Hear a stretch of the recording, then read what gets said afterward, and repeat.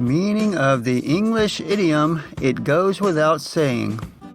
Also used, that goes without saying.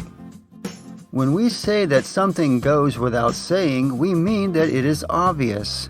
It is generally understood or accepted. It is so well known that it doesn't need to be spoken or explained. Usage of idiom.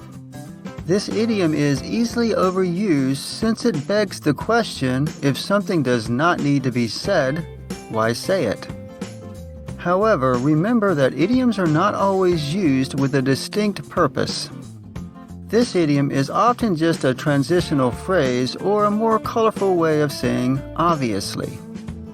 For instance, it goes without saying you should apply sunscreen. However, one of the best ways to use it is to emphasize the truth of what someone has just said. Friends often use it when another friend asks for a favor.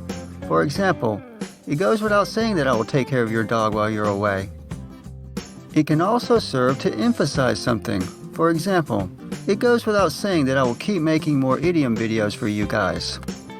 Often, this phrase is used when a statement really does need to be spoken because of its importance. For example, it goes without saying that you should not attempt to drink disinfectant to cure yourself of COVID-19.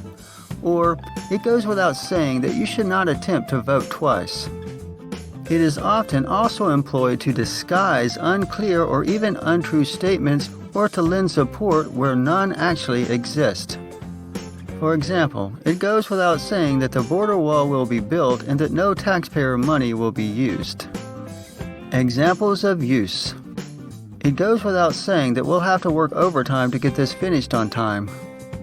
Will you drive me to the airport? Asked Jane. Of course, that goes without saying, said Sharon. It goes without saying that the internet is a rich source of information, but that does not mean that it is always a good source. Origin of idiom. This idiom has been used since at least the late 1800s to mean that it doesn't need to be said.